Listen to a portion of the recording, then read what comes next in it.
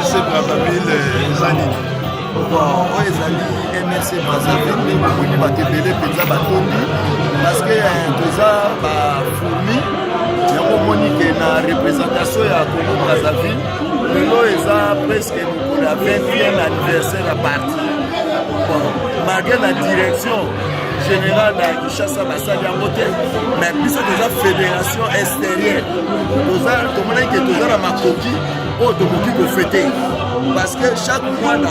azalaka mpe na date de naissance na ye malgré papa fete te mais biso bana tomoni ke journal lelo ekoki kotole biso kaka pamba boye te yango omoni ke tosali tout tosala